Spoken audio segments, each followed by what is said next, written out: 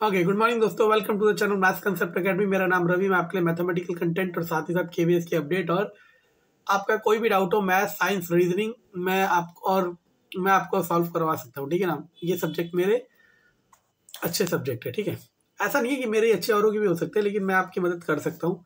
चलो, तो आज हम स्टार्ट करेंगे केवी। ये देखो, ये जो आज टॉपिक हम करने वाले हैं वो मैथमेटिक वो सीटेट में प्लस केवीएस में डेफिनेटली आपको एक क्वेश्चन बहुत बार देखने को मिला है। इस टॉपिक का नाम हम कह देते हैं ग्रेटर और स्मॉलर। आपको नंबर्स देगा 4, उसमें से बताना है सबसे बड़ा कौन सा होगा और सबसे छोटा कौन सा होगा। इसको करने का कोई फिक्स पैरामीटर नहीं होता। अभी मैं जब क्वेश्चंस कराऊंगा, टॉपिक कराऊंगा, तब आपको समझ आएगा। ठीक है ना। तो मैं बार बार कह रहा हूं कि मेरा स्टेमिना, मेरा जो आपके लिए करने का नजरिया है वो आप तोड़ रहे हो, क्योंकि एजुकेशनल वीडियो कोई नहीं देखता। ठीक है ना।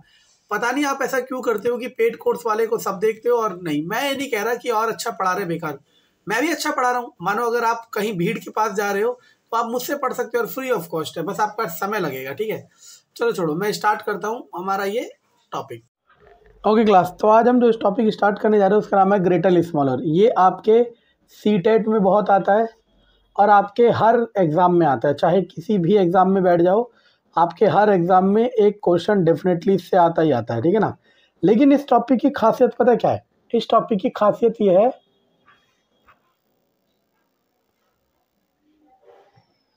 एक मिनट, क्लियर क्यों नहीं दिख रहा है?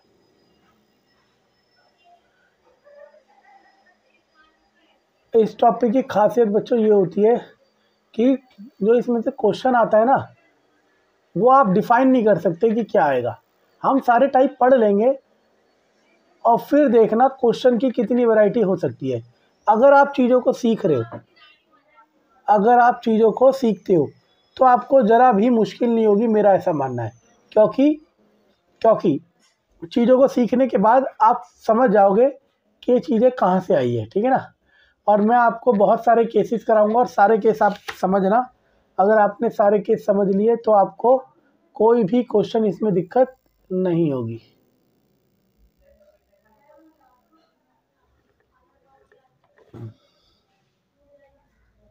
क्या हो रहा है?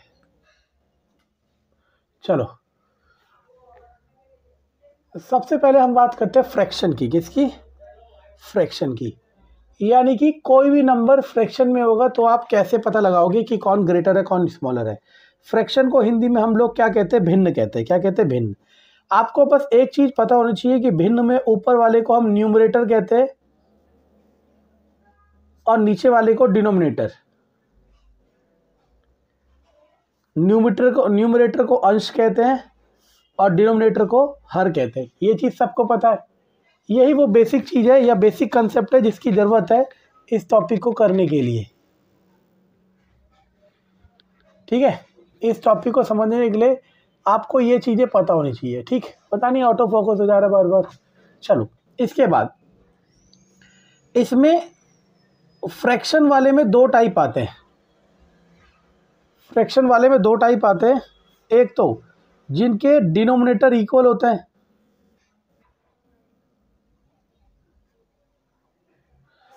और एक वो जिनके डिनोमिनेटर नॉन इक्वल होते हैं। मतलब अनइक्वल होते हैं। तो याद रखना, जिसके डिनोमिनेटर इक्वल है, जैसे मैंने कहा 1/3, 7/3, 4/3। अब मैंने पूछा इनमें से सबसे बड़ा कौन है, सबसे ग्रेटर कौन है? तो याद रखना, जिसके डिनोमिनेटर, एक और केस बना देते चलो, जिसके न्यूमरेटर सेम हो। मैंने कहा ना कि आप नंबर ऑफ क्वेश्चंस को नहीं रोक सकते। आप नंबर ऑफ क्वेश्चंस को नहीं रोक सकते। आप क्या पकड़ सकते हो? आप पकड़ सकते हो कंसेप्ट। ठीक है ना। अब सुनना, पहले बात करते हैं जिसके डिनोमिनेटर इक्वल है। जिसके डिनोमिनेटर इक्वल है ना, तो उसमें तो कोई तामझाम नहीं है बच्चों। जो बड़ा होगा वो बड़ा है, जो छोटा होगा वो छोटा है। यानी कि 7/3 सबसे बड़ा है, उससे बड़ा 4/3 और उससे बड़ा। आसान हो गया। क्या बताया मैंने?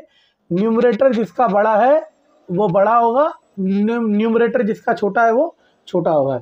यानी कि अंश जिसका बड़ा है वो बड़ा, अंश जिसका छोटा है वो छोटा। लेकिन कब? जब उसके डिनोमिनेटर सेम हो। वही केस इस वाले में आते हैं।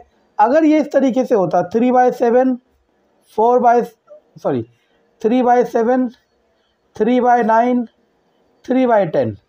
अब आपने क्या देखा बच्चों कि इन तीनों में इनका न्यूमरेटर सेम है, इनका न्यूमरेटर सेम है।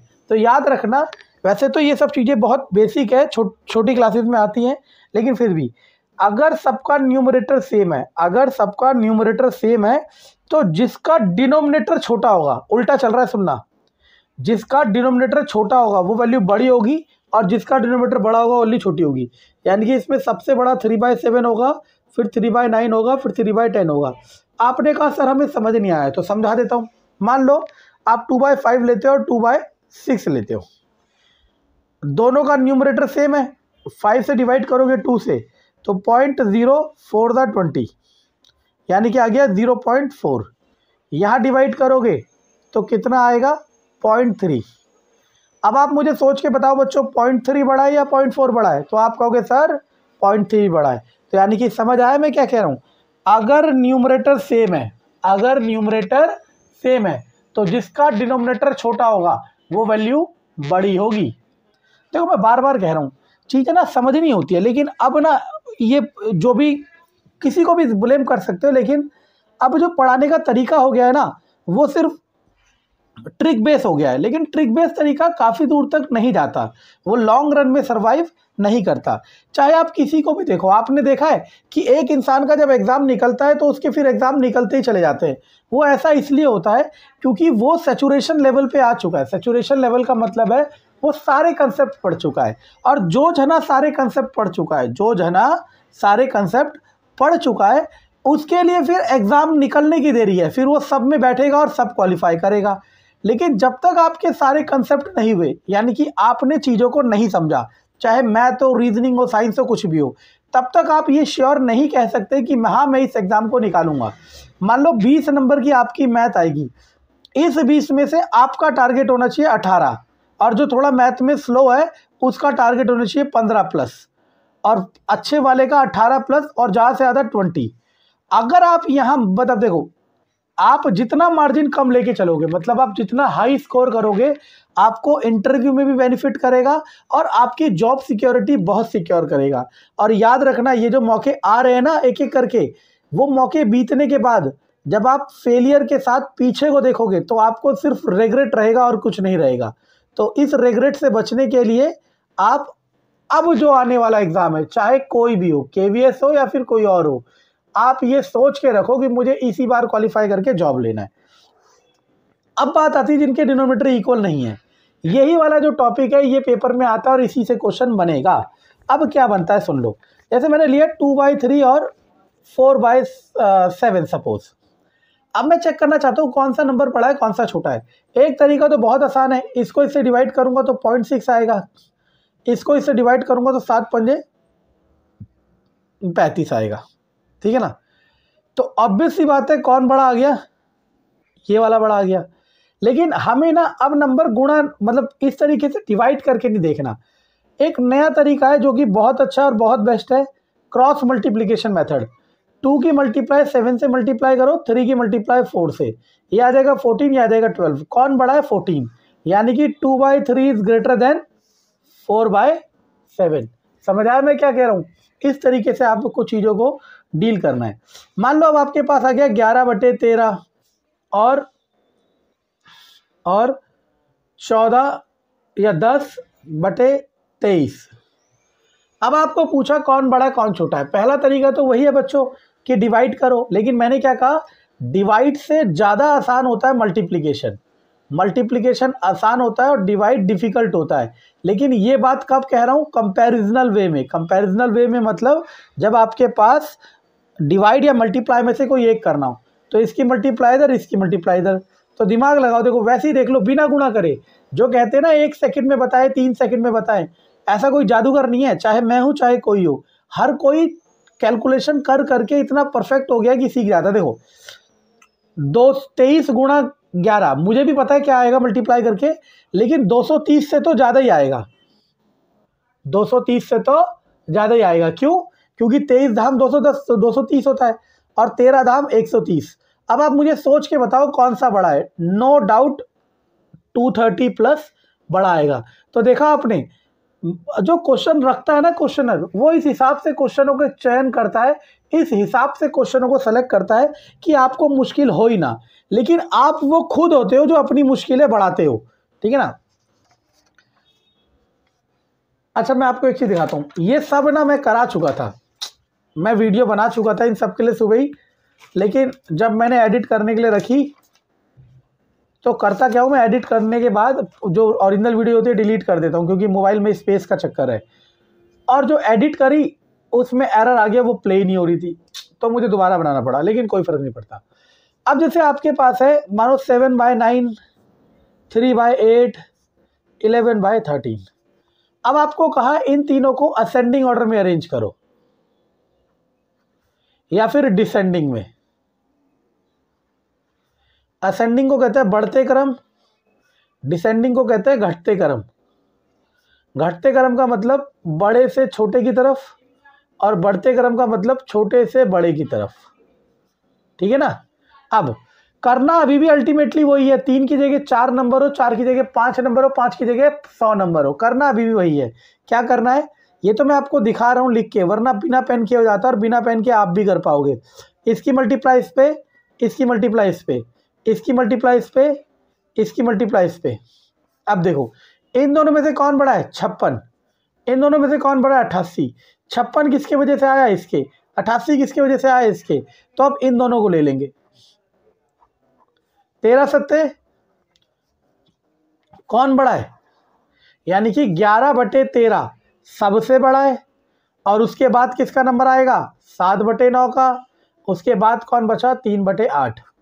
और ये मुंह जिस तरफ खोला होता है वो बड़ा है।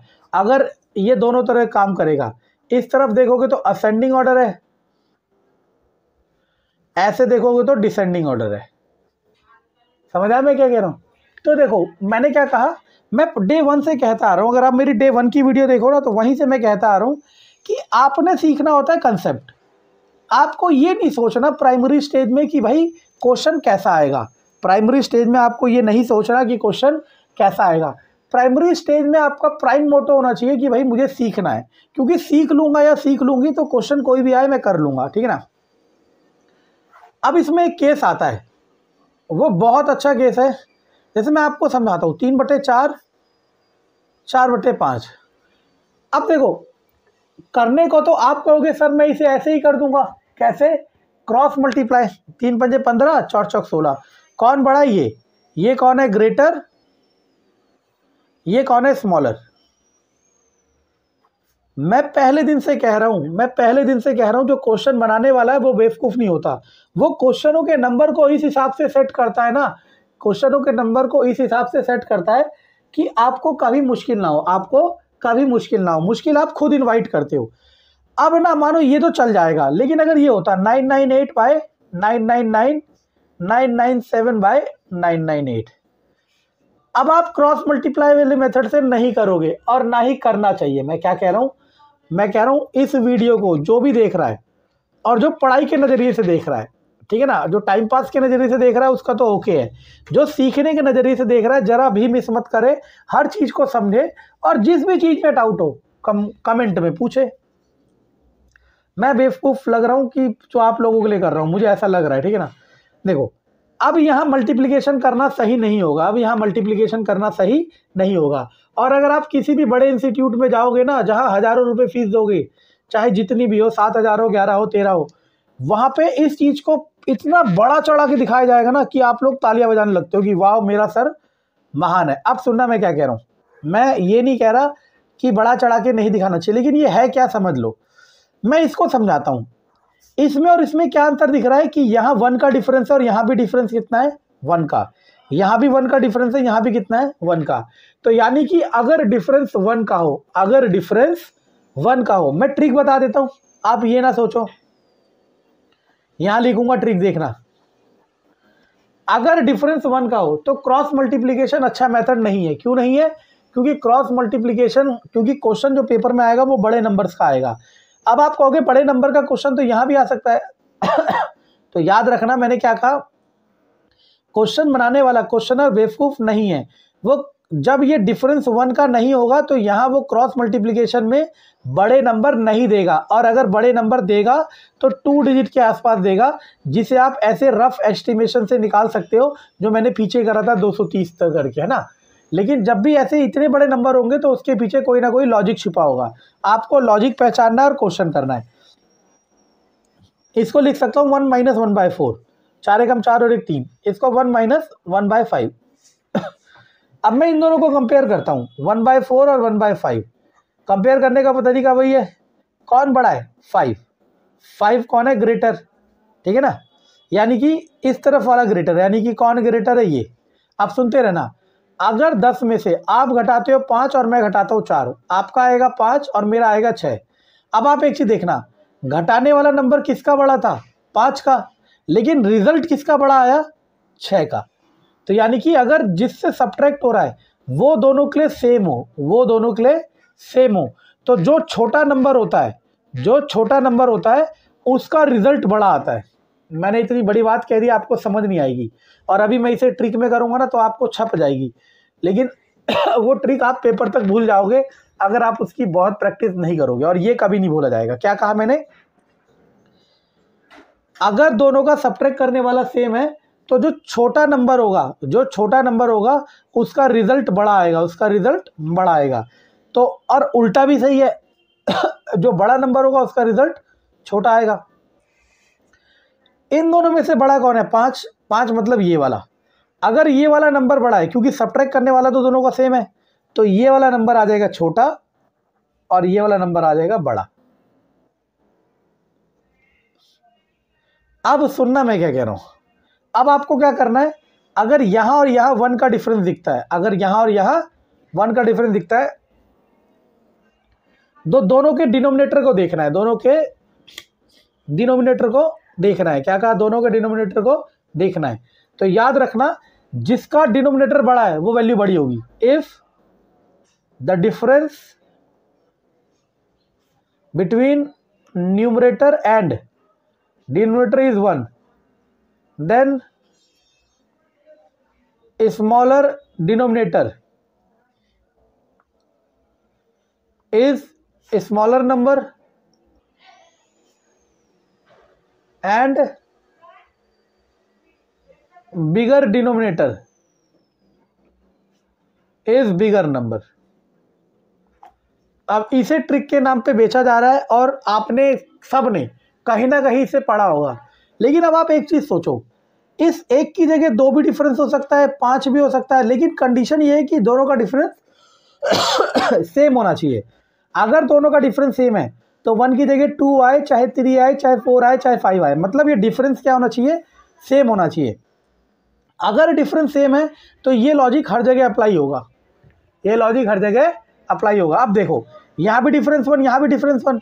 अब इन दोनों में से कौन सा बड़ा न्यूमरेटर, कौन सा बड़ा डिनोमिनेटर है, इन दोनों में से कौन सा बड़ा डिनोमिनेटर है ये, तो आंसर आएगा 998/999 इज ग्रेटर देन 997/998। अब आप मुझे बताओ कि इसे करने के लिए मुझे कितना समय लगेगा, हार्डली 1 सेकेंड, और ज़्यादा से ज़्यादा जाओगे तो 2 सेकेंड, हार्डली 1 सेकेंड और ज़्यादा से ज़्यादा जाओगे तो 2 सेकेंड। लेकिन कंडीशन वही है, कंडीशन वही है कि जिसको ट्रिक पता हो या फिर कंसेप्ट पता हो, और जिसको दोनों में से कुछ भी नहीं पता वो फंस जाएगा। और ट्रिक एक जगह जाके फेल जरूर होगी, कंसेप्ट कहीं फेल नहीं होगा। इसी तरीके से 71/72, 81/83 ये नंबर है, और मान लो 91/92, ठीक है ना। अब आपसे मैंने पूछा कि इन तीनों में से ग्रेटेस्ट कौन है, तो आपने क्या देखा, यहाँ 1 का डिफरेंस, 1 का, तो सर ने क्या कहा था, जिसका डिनोमिनेटर बड़ा है वो वैल्यू बड़ी होगी। तो 91/92 is greater, 81/82 is smaller, 71/72 is least. कितना लगा आपको, 2 सेकंड लगा। 2 सेकंड भी कब, वो लिखने में जो समय लगा वो। और ये जो 1 का डिफरेंस वाली ट्रिक है ना, ये बहुत बड़े स्केल में बिकती है और इसकी बहुत वाहवाही होती है, ठीक है ना। मैंने आपको ये बताया कि ये आया कहाँ से, अगर आप थोड़े भी सिंसियर हो तो आपको समझ आएगा। और मैं प्लेलिस्ट में इसके ग्रेटर स्मॉलर की एक्सरसाइज डालूंगा पूरी, आप लोग सॉल्व करना, ठीक है ना। और जो नहीं आएगा वो कमेंट में मुझसे पूछना। लेकिन मैं ये देख रहा हूँ कि पढ़ने वाले बच्चे बहुत कम है, तो इससे अच्छा मैं ये पढ़ने वाली वीडियो बंद कर दूंगा और वही लगाएंगे कि बस उम्मीदें देती रहो, सच्ची उम्मीदें दो लेकिन उम्मीदें देती रहो, बस इससे भी अच्छा काम चल रहा है, ठीक है ना। लेकिन ये आपको डिफाइन करना है, यही एजुकेशन, यही नॉलेज। आप कहीं जाओगे ऑटो करके, मेट्रो में, कहीं ना कहीं जाओगे, पैसे दोगे और अपने कंफर्ट जोन से बाहर निकल के करोगे। कंफर्ट जोन से बाहर मतलब अभी अगर वीडियो देख रहे हो, घर पे देख रहे हो, आप चाहे बैठ के देखो, लेट के देखो, कुछ भी करो, आप अपने कंफर्ट जोन में पढ़ रहे हो, और वही अगर बाहर जाके ये कोई सिखाएगा तब आप वाहवाही करोगे। यही मुझे समझ नहीं आता। दूसरा ग्रेटर स्मॉलर करते हैं पावर वाला। फ्रैक्शन वाले में ओपन चैलेंज है, फ्रैक्शन वाले में अब कोई क्वेश्चन नहीं होगा अगर आपने इतना कर लिया। हाँ, क्वेश्चन को मैं नहीं पकड़ सकता लेकिन कंसेप्ट कोई नहीं होगा। पावर वाले में 2 ही केस आते हैं। पहला केस, मानो ये क्वेश्चन आ गया, आपसे कहा कौन ग्रेटर है कौन स्मॉलर है बताओ। अब आपको भी पता है 2 को 60 बार आप गुणा तो कर नहीं सकते और ना ही 3 को 75 बार गुणा कर सकते। तो इसके लिए हम क्या करते हैं, ये जो बड़ी पावर है ये देखते हैं ये किसी एक नंबर से डिवाइड जरूर होता होगा, और कोशिश करा करो मैक्सिमम वाला नंबर लेके चलो। तो इसको भी 15 से भाग कर दिया और इसको भी 15 से। 15 चौके 60, 15 पंजे 75, 2 की पावर 4, 3 की पावर 5, 2 की पावर 4 16, 3 की पावर 5, देखो 3 3 9, 3 81, देखो दिमाग लगाओ, 3 की पावर 3 कितना होता है 27, है ना। तो वो तो पहले ही 200, वो तो पहले ही 16 से बड़ा है, तो डेफिनेट है कौन बड़ा है, 3 की पावर 5। इसमें जो दूसरा केस आएगा मेरे प्यारे बच्चों, वो इस तरीके से आ सकता है, 2 की पावर 1/15, 3 की पावर 1/30। अब पूछेगा कि कौन ग्रेटर है कौन स्मॉलर है। अगर हम पावर्स में डिवाइड कर सकते हैं तो पावर्स में मल्टीप्लाई भी कर सकते हैं। आपने वही करा, 15 और 30 का एलसीएम लिया, और सॉरी 15 और 30 का एलसीएम लिया और एलसीएम से मल्टीप्लाई कर दिया।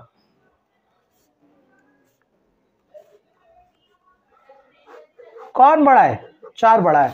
अब इसी चीज का इस्तेमाल मेरे प्यारे बच्चों कैसे कर सकता है, क्वेश्चन के रूप में। कैसे, वो 3-4 नंबर देगा और आपको आइडेंटिफाई करना पड़ेगा कि कौन बड़ा है और कौन छोटा है। मैं प्लेलिस्ट में क्वेश्चन डालूंगा, आपको सारे करने हैं, और पसंद आए तो लाइक करना है, शेयर करना है और कमेंट करना है कि कैसा लगा। ठीक है, थैंक यू।